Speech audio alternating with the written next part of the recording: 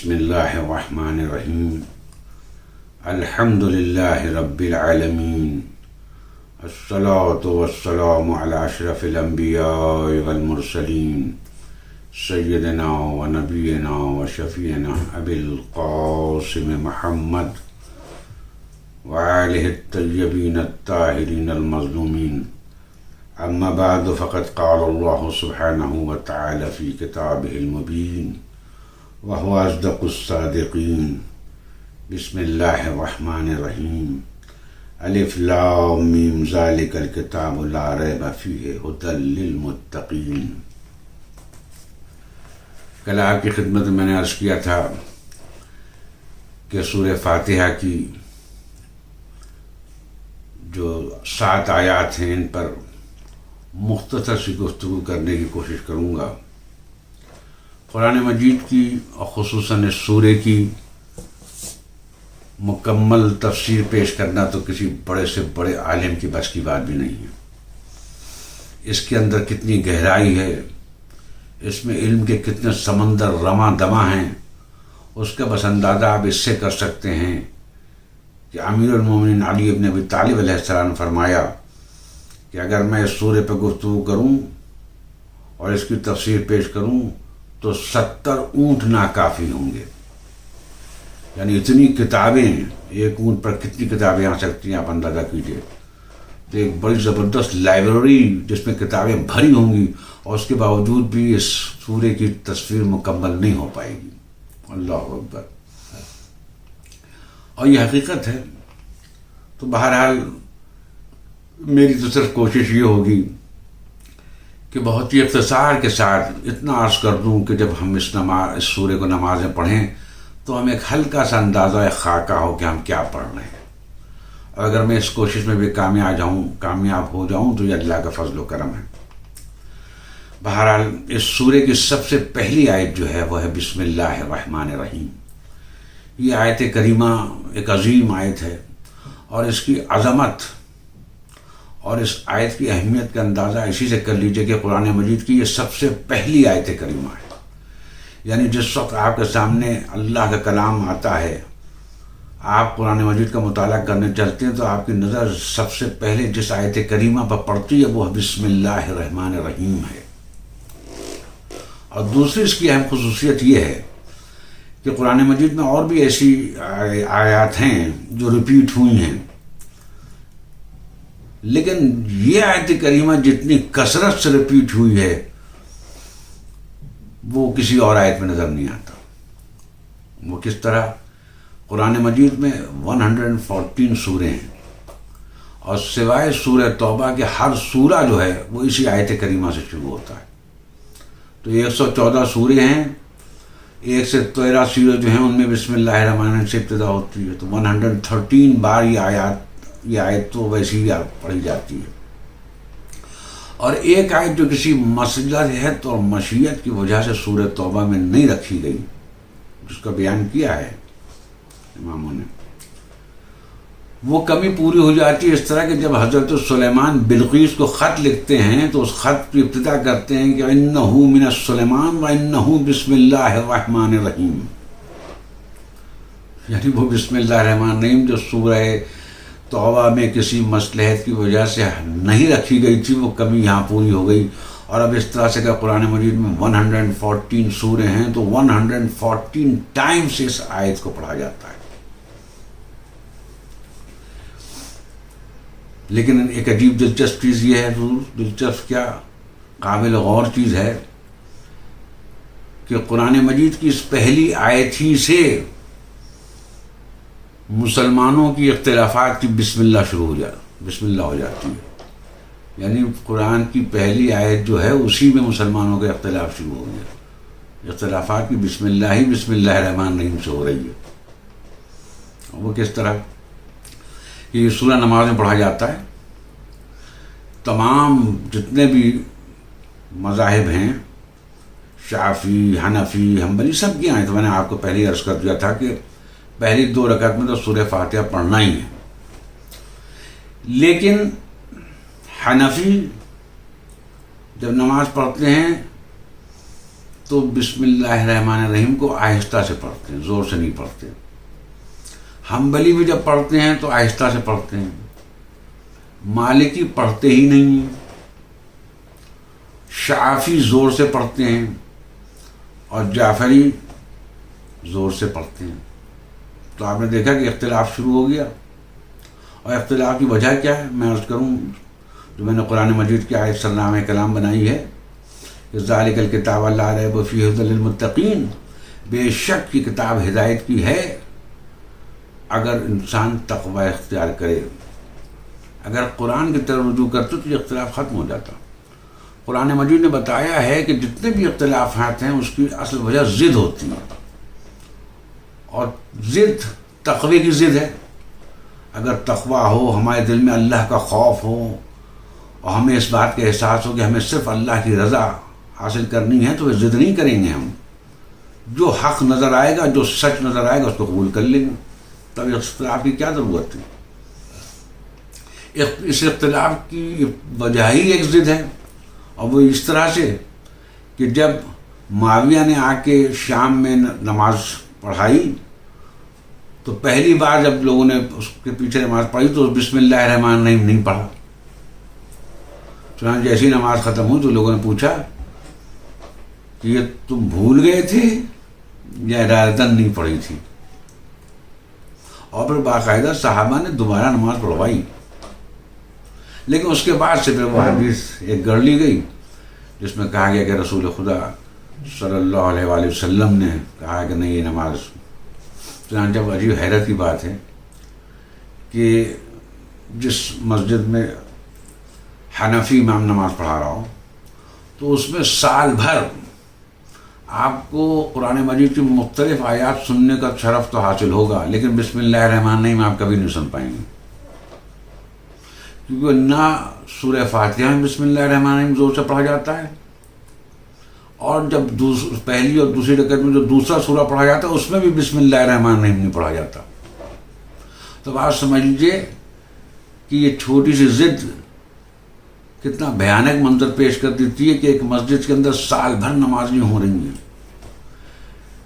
جس میں باقاعدہ 5 وقت کی نمازیں 10 بار یہ سورہ پڑھا جا رہا ہے، اس کے بعد رمضان مبارک میں تراویح پڑھتے ہیں جس میں پورا قرآن پڑھا جاتا ہے، لیکن پورے سال اس آیت کریمہ کو آپ اس مسجد میں کبھی نہیں سن پائیں گے۔ تو یہ ضدی تو ہوئی،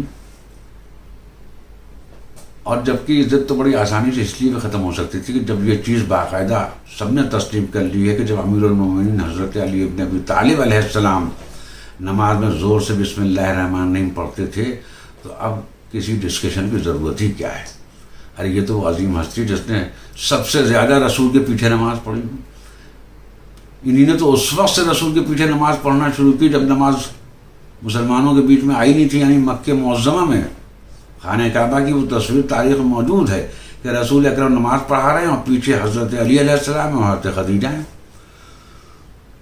تو ان کی سنت تو ویسے بھی حجت تھی، اور پھر عقل، یہ حدیث بھی مشہور ہے کہ رسول خدا صلی اللہ علیہ وآلہ وسلم نے تاکید فرمائی کہ اپنا ہر کام بسم اللہ الرحمن الرحیم سے شروع کرو تو انشاءاللہ تعالیٰ وہ منزل مقصود تک پہنچے گا۔ تو جب روزمرہ کے ہر کام کی طرف آپ تاکید فرما رہے ہیں کہ بسم اللہ الرحمن الرحیم سے اس کی ابتدا کرو، تو پھر نماز میں آگے اس خوبصورت و بہترین آیت سے نہ پڑھنے کی ضد کیوں ہوئی؟ بہرحال میں نے عرض کیا یہ چیزیں جو ہیں اس کا بس ایک ہی علاج ہے کہ انسان کے اندر تقویٰ و پرہیزگاری آ جائے، اور اس کے اندر صرف اللہ کی خوشنودی حاصل کرنا، اللہ کی رضا حاصل کرنا، اپنے وجود کو ختم کر دینا، تو بس سب مصیبتوں پریشانیوں سے وہ نجات پا سکتا ہے۔ بہرحال یہ تو ایک ذکر میں نے کر دیا کیونکہ آپ ایک خاص چیز ہے جو عجیب تعجب کی چیز ہے کہ مسلمانوں میں حنفی جو ہیں وہ بسم اللہ الرحمن الرحیم آہستہ سے پڑھتے ہیں۔ یہ اس کو اور کلیریفائی کر دوں میں، یہ نہیں کہ نہیں پڑھتے ہیں، حنفی آہستہ سے پڑھتے ہیں، حنبلی بھی آہستہ سے پڑھتے ہیں، مالکی بالکل نہیں پڑھتے ہیں۔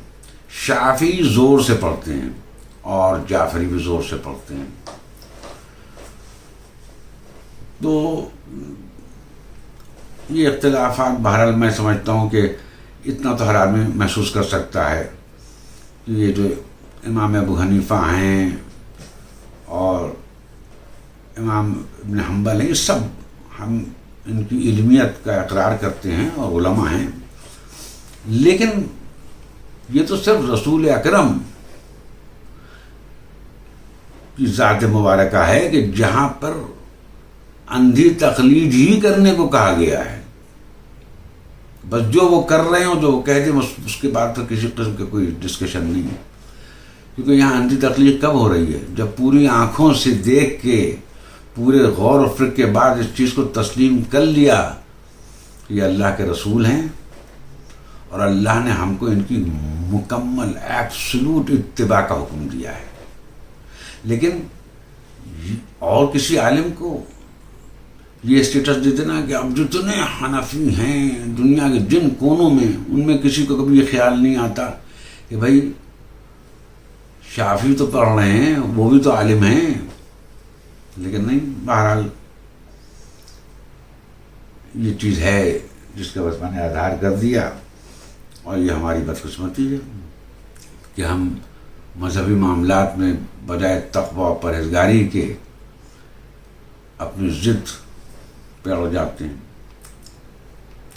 اب اس آیت کریمہ کے بارے میں کچھ مختصر عرض کر رہا ہے آپ کی خدمت میں، اور وہ یہ کہ یہ وہ آیت کریمہ ہے جس میں پروردگار عالم اپنے بندوں سے اپنے کو انٹروڈیوس فرما رہا ہے، اپنا تعارف فرما رہا ہے. اب آپ دیکھیے، ہم اپنی زندگی میں جب کبھی اپنا تعارف کراتے ہیں تو کیا کرتے ہیں؟ اپنی ان صفات کو فوکس کرتے ہیں جن پہ ہمیں فخر ہوتا ہے. اب اللہ تعالیٰ کے تو صفات لامحدود ہیں. قرآن مجید ہمیں بتا رہا ہے کہ اگر 7 سمندر انک بن جائیں اور دنیا کے جتنے پیڑ ہیں وہ سب قلم بن جائیں اور اس کے بعد اس کے کلمات لکھے جانے لگیں، تو سمندر سوکھ جائیں گے، قلم گھس جائیں گے، مگر اس کے کلمات ختم نہیں ہوں گے. اللہ اکبر، اتنی عظیم ذات.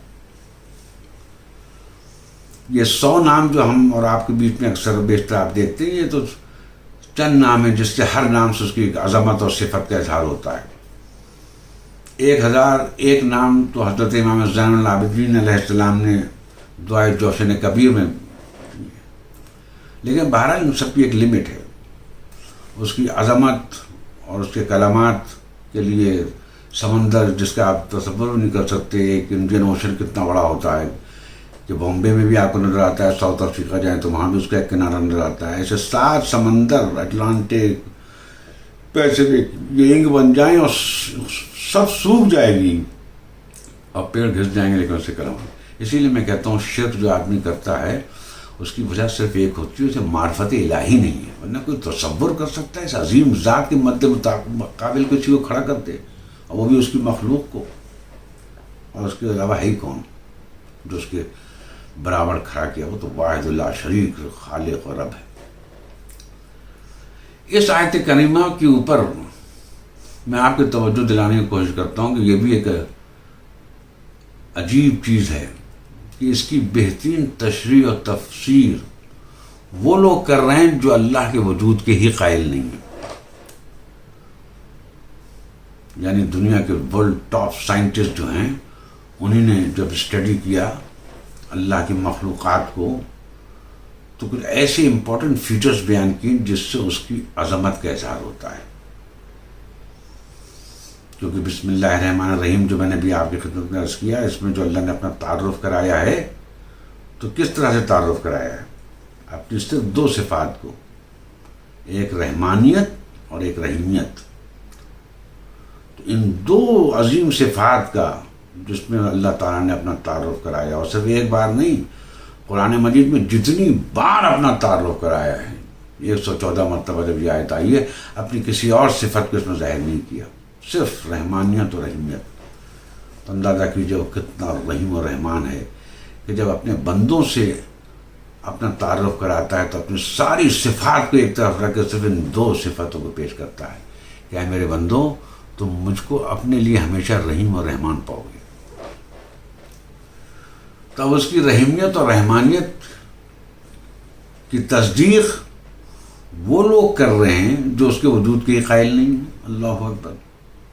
وہ کس طرح کہ جو بایولوجسٹ ہیں، جو سائنٹسٹ ہیں، انہوں نے کہا کہ اللہ کی مخلوقات مختلف قسم کی ہیں. کوئی 4 پائے پہ چلتا ہے، پیروں سے چلتا ہے، کوئی 2 پیروں پہ چلتا ہے، کوئی پیٹ کے بل چلتا ہے. لیکن تمام مخلوقات میں 3 چیزیں کامن ہیں، یعنی سب آپس میں بہت مختلف ہیں. ایلیفینٹ اور گوٹ اور کاؤ یہ سب بالکل مختلف ہیں دیکھنے میں.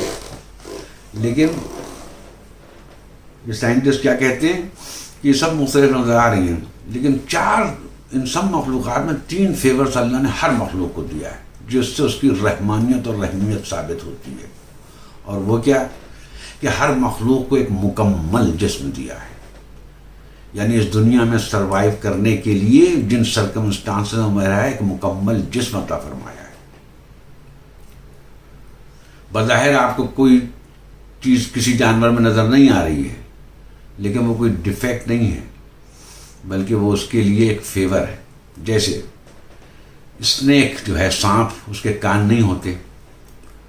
اب کان نہ ہونا تو ایک عیب ہوا، لیکن نہیں حضور والا، کان نہیں ہوتے ہیں، اس میں ایک مصلحت اور حکمت الہی ہے جس کی گواہی اور تصدیق وہ دے رہے ہیں جو اس کے وجود کے قائل نہیں ہیں.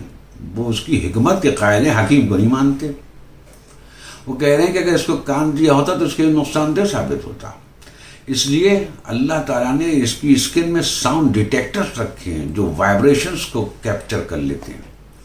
اور اس کی مصلحت کیا ہے کہ اگر کان دیے ہوتے تو یہ سنتا تو، لیکن یہ نہیں معلوم کر پاتا کہ یہ آواز کدھر سے آ رہی ہے. اور اس کا آپ کو تجربہ ہے، اگر آپ کو کوئی پکارتا ہے تو آپ کو سنائی تو دے جاتا ہے، لیکن آپ کو ڈائریکشن نہیں معلوم ہو پاتی. چنانچہ آپ کبھی لیفٹ دیکھتے ہیں، کبھی رائٹ دیکھتے ہیں، ادھر ادھر دیکھتے ہیں، معلوم کرنے کی کوشش کرتے ہیں آواز کدھر سے آ رہی ہے. مگر سانپ کیونکہ ایک خطرناک جانور ہے، اس لیے اللہ نے اس کو کان کے بجائے یہ ساؤنڈ ڈیٹیکٹرز دے دیے. چنانچہ اب جب وہ کسی انسان آ رہا ہوتا ہے تو اس کے پیروں سے جو وائبریشنز نکلتی ہیں ان کو کیپچر کر کے وہ معلوم کر لیتا ہے کہ آنے والا کدھر سے آ رہا ہے، وہ اپنا راستہ بدل دیتا ہے. اس طریقے سے وہ خود بھی بچ جاتا ہے اور جو آنے والا ہے وہی بچ جاتا ہے. تو یہ اللہ کی مصلحت اور حکمت بیان ہو رہی ہے. یعنی میں عرض کرتا ہوں کہ اللہ کی تصویر مسجدوں سے زیادہ یونیورسٹیز میں پڑھی جا رہی ہے. تو ایک چیز تو اللہ نے ہر ایک کو مکمل باڈی دی ہے. دوسری چیز، ہر جانور کو اپنی غذا کو حاصل کرنے کے لیے اور اس کو ڈائجسٹ کرنے کے لیے اس کی باڈی کو پوری طرح سے اکوپ کیا ہے. اس کی جو بھی غذا ہے اس کو ایسے ویپنز دیے ہیں کہ وہ اس کو حاصل کر سکتا ہے اور اس کے بعد اس کو ڈائجسٹ کر سکتا ہے. اب اس کی تفصیل میرے خیال سے آپ خود سمجھ سکتے ہیں. یا جو گائے ہے اس کے دانت اور جو شیر ہیں اس کے دانت میں بڑا زبردست فرق اس لیے پائیں گے کہ دونوں کی غذائیں مختلف ہیں، اور صرف دانت ہی نہیں بلکہ پورا انر سسٹم جو ہے وہ بھی مختلف ہے. یہ خود سے ہو گیا ہے. یہ سب حکمت کی چیزیں ہیں. اسی لیے بڑا مشکل ہو جائے گا ان سائنٹسٹ کو اللہ کے بارگاہ میں کھڑے ہو کر کہ اتنی زبردست حکمت دیکھنے کے بعد بھی تمہیں یہ سمجھ میں نہیں آ رہا تھا. تم کہہ رہے تھے کہ it is the product of an accident. تمہاری ساری ریسرچز جو تھیں وہ اس ایکسیڈنٹ کو گلوریفائی کر رہی تھیں اور ویریفائی کر رہی تھیں. تیسری صفت جو تمام جانوروں میں اور تمام مخلوقات میں کامن ہے جو سائنٹسٹ نے بتائیں، وہ یہ ہے کہ اللہ نے اپنے ہر مخلوق کو اپنے ڈیفینس کا پورا ایک سسٹم دیا ہے. یعنی ہر مخلوق اپنے آپ کو اپنے دشمن سے بچا سکتا ہے. اور یہاں بڑی انٹرسٹنگ چیز ہے جو آبزرویشن میں آئی، جس کو خود سائنٹسٹ نے خود ہی اس چیز کو پوائنٹ آؤٹ کیا اور پھر خود ہی اس کا سلوشن پیش کیا. وہ یہ کہ چیتا جو ہے وہ بڑی تیز دوڑتا ہے. تقریباً 100 کلومیٹر پر آور کی اسپیڈ سے چیتا دوڑتا ہے. بعض چیتے تو 125 کلومیٹر کی اسپیڈ سے دوڑتے ہیں، اور 3 سیکنڈز کے اندر وہ پوری اسپیڈ جو ہے اس کی، یعنی عام طور سے جو کوئی آپ کی کار بھی آپ چلتے ہیں تو اس کو ٹائم لگتا ہے ایکسیلریشن حاصل کرنے میں، لیکن چیتا صرف 3 سیکنڈ کے اندر فل اسپیڈ پہ آ جاتا ہے. مگر دیکھا یہ گیا کہ ایک دفعہ اس کو شیر نے اس پہ اٹیک کیا اور اسے پکڑ لیا، جبکہ ٹائیگر جو ہے وہ اس کی اسپیڈ 50 کلومیٹر ہے. جو 100 کلومیٹر سے دوڑ رہا ہو اس کو 50 کلومیٹر والے نے کیسے پکڑ لیا؟ تو انہوں نے خود ہی کہا کہ اللہ نے ویپن تو دیے تھے دونوں کو. شیر کو دیا تھا کہ وہ اپنی غذا حاصل کرنے کے لیے چیتے کو پکڑ سکے، اور چیتے کو ویپن دیا تھا اپنے کو شیر سے پورا ڈیفینڈ کرنے کے لیے. یہ سسٹم اس وقت کولیپس کرتا ہے جس وقت کوئی آدمی اپنی اس عطا کی ہوئی چیز کو پوری طرح یوٹیلائز نہیں کرتا. انہیں کا بات یہ ہوتی ہے کہ چیتا جو 100 کی اسپیڈ لیتا ہے اس وقت لیتا ہے جس وقت وہ اپنے دشمن کو چیز کر رہا ہو، یعنی اپنی غذا حاصل کرنے کے لیے. تو وہ اسپیڈ اس وقت نہیں لا پایا جب اس پر شیر نے اٹیک کیا. تو آپ نے دیکھا کہ اللہ نے سسٹم دونوں کو دیے تھے. اگر یہ نہ ہوتا تو یا تو شیر بھوکا مر جاتا یا چیتا کو ہمیشہ شیر پکڑ لیتا، لیکن نہیں، ہمیشہ شیر چیتے کو پکڑ نہیں سکتا، اور کبھی ایسا بھی نہیں ہو سکتا کہ شیر کو کوئی جانور نہ ملے. تو بہرحال اللہ نے یہ سسٹم، تو یہ اس کی رحمانیت اور رحیمیت کی جو وضاحت کی جا رہی ہے یہ آج یونیورسٹیز میں کی جا رہی ہے. بسم اللہ الرحمن الرحیم. اس کے بعد الحمدللہ رب العالمین. یہ تو بڑی عظیم آیت ہے جس میں کہ تعریف ہے اس پروردگار عالم کی جو تمام عالمین کا پالنے والا ہے. اب میرے پاس بہت اختصار سے میں عرض کر رہا ہوں کہ اب اس کی تفسیر کے لیے بس میں صرف یہ اشارہ کرنا چاہتا ہوں کہ دنیا کی جتنی یونیورسٹیز ہیں آپ کی بڑی بڑی، آکسفورڈ، کیمبرج، اس میں اگر دیکھا جائے تو اسی الحمدللہ رب العالمین کی تفسیر کی جا رہی ہے. یونیورسٹی کے اندر کیا ہوتا ہے؟ 2 بڑی بڑی فیکلٹیز ہوتی ہیں. ایک فیکلٹی آف فزیکل سائنسز جس میں 15-20 ڈپارٹمنٹ ہوتے ہیں. یہاں پر اللہ کی نان لونگ اسپیشیز کو اسٹڈی کیا جاتا ہے. ایک ہوتی ہے فیکلٹی آف بایولوجیکل سائنسز، اس میں 15-20 ڈپارٹمنٹ ہوتی ہیں. اس میں اللہ تعالیٰ کی لیونگ اسپیشیز کو اسٹڈی کیا جاتا ہے، اور پھر ان میں الگ الگ ڈپارٹمنٹس ہوتے ہیں. ڈپارٹمنٹ کے اندر پھر سب ڈپارٹمنٹس آپ سمجھیے ایک ایک برانچ کی مختلف برانچز ہوتی ہیں. تو اللہ اکبر، یہاں کیا ہو رہا ہے؟ یہاں صرف اللہ سبحانہ تعالیٰ کی مخلوقات کو اسٹڈی کیا جا رہا ہے. باٹنی میں صرف پلانٹس کو اسٹڈی کیا جا رہا ہے، زولوجی میں صرف اینیملس کو اسٹڈی کیا جا رہا ہے. اسی طرح جتنی قسم کی مخلوقات ہیں. اور اس کے بعد پھر وہ یہ اعتراف کرتے ہیں خود ہی کہ اللہ نے 20 million different kinds of living species پیدا کی ہیں. ہزاروں قسم کی فشز ہیں، ہزاروں قسم کے اینیملس ہیں، ہزاروں قسم کے برڈس ہیں، ہزاروں قسم کے انسیکٹس ہیں. اور اس کی عظمت کا اندازہ کر لیجئے کہ 1 ملین ڈفرینٹ کائنڈ کے انسیکٹس نے پیدا کی ہیں. اور ایک انسیکٹ کو اگر کوئی آدمی پورا اسٹڈی کر لیتا ہے صرف، تو اس کو PhD کی ڈگری مل جاتی ہے. تو یہی تو قرآن مجید نے اشارہ کیا تھا، افلا ينظرون الى الابل كيف خلقت والى السماء كيف رفعت والى الجبال كيف نصبت والى الارض كيف سطحت. یہ جو 4 چھوٹی چھوٹی آیتیں ان میں 10-12 ڈپارٹمنٹ میں یہ اسٹڈی ہو رہا ہے. تو ہم نے دیکھا نہیں، ہم نے اونٹ کو ایک ٹپیکل اینیمل پیش کر دیا، کیسے پیدا کیا. تو ان سارے ڈپارٹمنٹس کے اندر اللہ کی مخلوقات کو اسٹڈی کیا جا رہا ہے، جس سے اگر واقعی میں وہی میں نے عرض کیا کہ تقویٰ ہوتا، معرفت ہوتی، احساس ہوتا، شرافت ہوتی، تو ان سب چیزوں کو اسٹڈی کرنے کے بعد آدمی دل کے گہرائی سے کہتا اللہ اکبر. یعنی مسجد میں جو ہم اللہ اکبر کہتے ہیں اس میں اتنی گہرائی نہ ہوتی جتنی یونیورسٹی کے ورلڈ کے ٹاپ سائنٹسٹ ان ساری اسٹڈیز کو کرنے کے بعد اللہ اکبر کہتے ہیں. اور اسی لیے مسلمانوں کو ان فیلڈس میں بہت آگے جانا چاہیے تھا. بہرحال اس کے بعد پھر ایک خاص چیز اس الحمدللہ رب العالمین میں جب آپ پڑھتے ہو تو آپ کا اندازہ ہوتا ہے، وہ یہ کہ اگر آپ واقعی میں غور سے اور سنسیئرلی اس آیت کریمہ کو پڑھ رہے ہیں تو اس کا مطلب یہ ہے کہ آپ کو یہ یقین ہے کہ تمام تعریفیں صرف اللہ کی ہیں. یعنی اب کیا ہوگا؟ اب یہ ہوگا کہ آپ دنیا کی کسی انسان کی کسی بھی کنٹریبیوشن سے متاثر نہیں ہوں گے. اور اس کا ایک نظارہ مجھے نظر آتا ہے قرآن مجید میں. آپ نے قرآن مجید میں پڑھا ہوگا کہ جس وقت حضرت سلیمان نے کہا تھا کہ میں چاہتا ہوں کہ تخت بلقیس کو لے آیا جائے جو کئی 100 کلومیٹر دور تھا، اس کو آپ کہہ رہے ہیں پورا یہاں کون لا سکتا ہے؟ تو جنہوں میں ایک جن اٹھا تھا، اس نے کہا تھا میں لا سکتا ہوں قبل اس کے کہ آپ کا دربار برخاست ہو.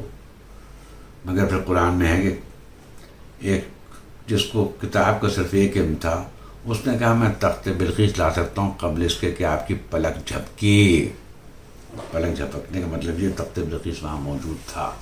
تو آپ یہاں دیکھیے آپ کہ یہاں پہ جب تخت بلقیس کو دیکھا تو حضرت سلیمان نے آصف برقیہ کی پیٹھ نہیں تھپتھپائی، اس سے متاثر نہیں ہوئے، اس کی تعریف نہیں کی، اس سے نہیں کہا کہ یو آر گریٹ، بلکہ جیسے ہی تخت بلقیس کو دیکھا فوراً قرآن مجید میں آپ نے کہا ھذا من فضل ربی، یہ میرے رب کا فضل ہے.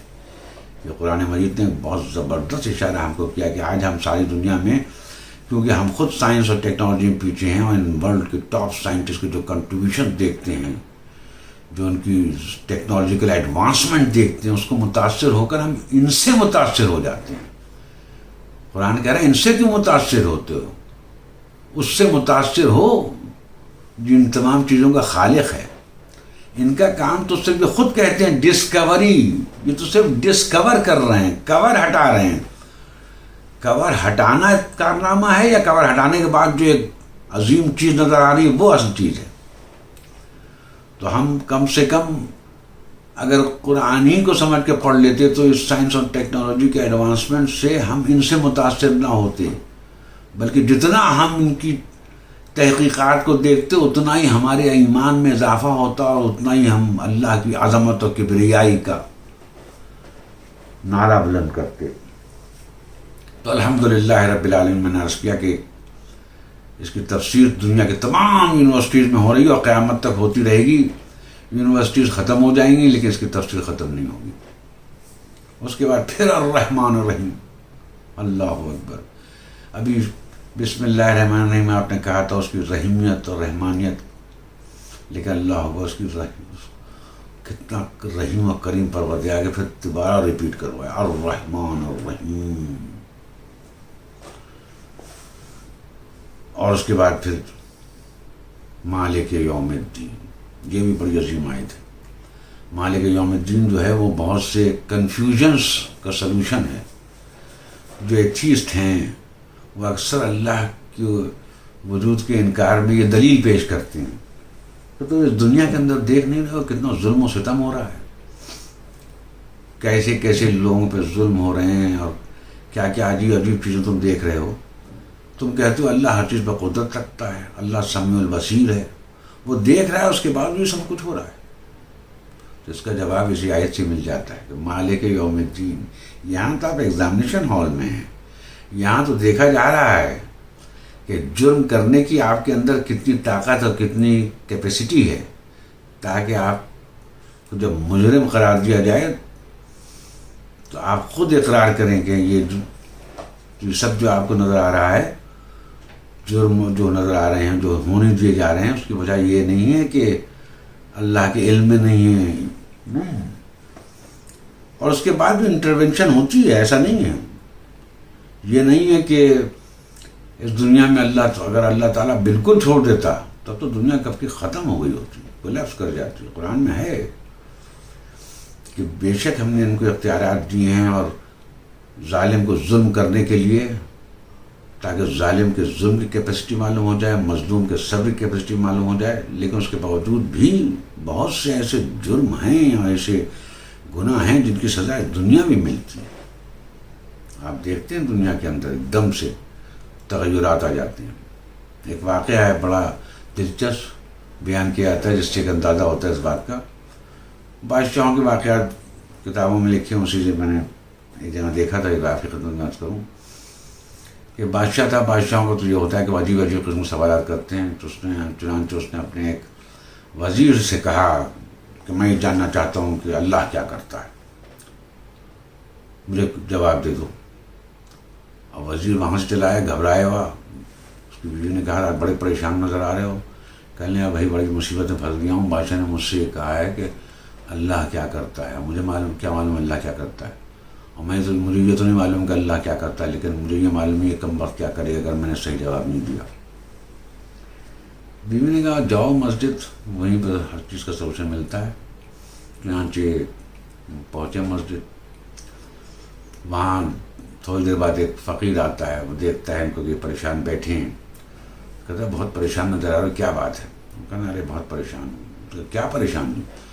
اس نے کہا بادشاہ نے مجھ سے ایک عجیب سوال کر لیا ہے، کہا ہے کہ یہ بتاؤ کہ اللہ کیا کرتا ہے، مجھے کیا معلوم اللہ کیا کرتا ہے۔ اس نے کہا اچھا چلو مجھے لے چلو، میں اس کا جواب دے دوں گا۔ وزیر بڑا خوش ہوا، وہ لے کے فقیر کو گیا بادشاہ کے پاس اور کہا بادشاہ سلامت یہ آپ کے سوال کا جواب دے دیں گے۔ بادشاہ نے کہا مجھے تو جواب چاہیے، تم تو یہ تو بتاؤ۔ تو فقیر نے کہا کہ آپ کا کیا سوال ہے؟ اس نے کہا میرا سوال یہ ہے کہ بادشاہ کیا کرتا ہے۔ اس نے کہا پہلے آپ یہ بتائیے کہ آپ یہ سوال ایک طالب علم کی حیثیت سے کر رہے ہیں یا ایک ٹیچر کی حیثیت سے، کیونکہ آپ کو معلوم ہے اسٹوڈنٹ بھی سوال کرتے ہیں ٹیچر سے، اور ٹیچر بھی اسٹوڈنٹ سے سوال کرتا ہے۔ تو اس نے کہا کہ یہ بتاؤ ایز اے ٹیچر مجھ سے سوال کر رہے ہو یا ایز اے اسٹوڈنٹ؟ تو بادشاہ تھوڑا ہمبل ہوا، نہیں میں ایز اے اسٹوڈنٹ سوال کر رہا ہوں۔ تو اس نے کہا واہ، پھر یہ تو عجیب ہے کہ آپ تختوں پہ تاج لگائے بیٹھے ہیں، اسٹوڈنٹ ہیں، اور جس کو آپ استاد کہہ رہے ہیں وہ زمین میں بیٹھا ہوا ہے۔ بادشاہ مسکرایا، اسے تخت پہ بٹھا دیا، اس کے سر پر تاج بھی رکھ دیا۔ اب اس فقیر صاحب تخت پر تاج لگائے بیٹھے ہیں خاموش۔ تھوڑی دیر تو بادشاہ خاموش رہا، پھر اس نے کہا بھائی جواب دو، میں نے یہ سب لوازمات اس سوال کے جواب کے لیے کیے۔ تو فقیر نے کہا جواب دے تو دیا ہے۔ کہنے کیا جواب دیا؟ کہنے جواب دے تو دیا، تم نے پوچھا تھا خدا کیا کرتا ہے، تم نے بتا دیا، ایک لمحے میں بادشاہ کو فقیر بنا دیتا ہے، فقیر کو بادشاہ بنا دیتا ہے۔ یہ تو ایک واقعہ لیکن یہ حقیقت ہے۔ ایک آپ نے دیکھا ہوگا کہ بڑے بڑے دولت مند فقیر ہو جاتے ہیں، معمولی انسان دولت مند ہو جاتا ہے، پوری نیشنز جب اکنامیکل پرابلمس آتی ہیں تو سب آپ کی نظر میں ہے۔ تو دنیا میں بھی پکڑ ہے، ایسا نہیں ہے، لیکن بہرحال مالک یوم الدین کا اصل مطلب یہ ہے کہ ایک دن ایسا آئے گا جہاں ذرہ برابر کسی نے جو ظلم کیا ہوگا وہ ہر چیز سامنے آ جائے گی۔ اور اسی لیے میں کہتا ہوں کہ اس دنیا میں جو عدالتیں ہیں وہ خود اس بات کی گواہی دے رہی ہیں کہ انصاف تو اس دنیا میں ممکن ہی نہیں ہے۔ مالک یوم الدین اور ایک یوم الدین ہونا چاہیے، اس لیے کہ اگر عدالت کے پاس دو مجرم آتے ہیں، ایک مجرم نے ایک آدمی کو قتل کیا ہے، ایک نے 10 کو قتل کیا ہے، تو عدالت کیا فیصلہ کرے گی؟ دونوں کو اگر سزائے موت دے دیتی ہے تو یہ انصاف کہاں ہوا؟ اس نے تو 10 قتل کیے تھے، اس نے تو ایک ہی قتل کیا۔ لیکن جب عدالت الہی میں پیش کیا جائے گا تو قرآن نے بتا دیا ہے کہ ہم 10 بار حال بدل کے اس کو اتنی سزا دے دیں گے جتنا بڑا اتنا جرم کیا تھا۔ تو بہرحال مالک یوم الدین تک میں آپ کی خدمت میں پہنچا ہوں، اور اب وقت کا اندازہ کرتے ہوئے آگے کی جو آیات ہیں ان میں انشاء تعالیٰ کل عرض کروں گا۔ اور جیسے میں نے عرض کیا تھا کہ حق تو ادا ہو ہی نہیں سکتا، بڑے سے بڑا مجھے کبھی احساس سے کمتر اس لیے نہیں ہو رہا ہے کہ بڑے سے بڑا عالم بھی اس عظیم سورے کی تمام پہلوؤں کو سامنے نہیں لا سکتا ہے۔ بس حد الامکان جتنی کوشش کی جا سکتی ہے اپنے اپنے علمی لحاظ سے، تو کچھ چیزوں کے اوپر نگاہ پڑ جاتی ہے جس سے اندازہ ہوتا ہے اس سورے کی عظمت کا اور قرآن مجید کی عظمت کا۔ اور بس ہم یہی کہتے ہیں پروردگار عالم ہمیں توفیق عطا فرما کہ واقعی میں ہم تیری معرفت حاصل کر سکیں، کیونکہ جب ہمیں معرفت حاصل ہوگی تبھی ہم کسی حد تک تیری عبادت کر سکتے ہیں۔ اور یہی وجہ ہے کہ میں عرض کرتا ہوں جس کو معرفت ہوتی ہے اس کا حال یہ ہوتا ہے کہ آپ کبھی کبھی سوچئے کہ انسان پر جب کبھی غم و مصیبت پڑ جاتے ہیں تو اس کا کیا حال ہو جاتا ہے، وہ ڈپریشن میں آ جاتا ہے۔ لیکن اللہ اکبر، حضرت امام حسین علیہ السلام ایک دن میں پورے گھرانہ آپ کی نگاہوں کے سامنے قتل کر دیا جاتا ہے، لیکن تاریخ ہی بتاتی ہے کہ آخر وقت تک آپ کا چہرہ اسی طرح پر نور تھا، اور جب آپ نے آخر میں جہاد کیا ہے تو کوئی تصور نہیں کر سکتا تھا کہ وہ عظیم انسان جس نے اپنے ہاتھوں سے اپنے جوان بیٹے کی اور جوان بھائی کی لاش کو اٹھایا ہو، اور جس کے ہاتھوں میں اس کے 6 مہینے کے بیٹے کی شہادت ہوئی ہو، وہ اس طرح جنگ کر سکتا ہے۔ اور اس کے بعد پھر زین العابدین علیہ السلام جو بیمار تھے، شب عاشور جس وقت آپ کو خیمے جلتے ہیں اور آپ خیمے سے باہر تشریف لاتے ہیں، ان ہنگامی حالات میں اللہ اکبر، تاریخ بتاتی ہے آپ نے تاریخی سجدہ کیا، پوری رات سجدے میں گزارتی، جس میں آپ کہتے رہے لا الہ الا اللہ حقا حقا، لا الہ الا اللہ حقا حقا۔ تو یہ معرفت جو ہے، اس کے سمندر، ان کی موجیں، اس کا کوئی تصور نہیں کر سکتا۔ لہذا ان عظیم ہستیوں سے جتنا بھی ہم استفادہ کرتے ہیں، اس سے ہمیں یہی فائدہ ہوتا ہے کہ ہماری معرفت میں اضافہ ہوتا ہے۔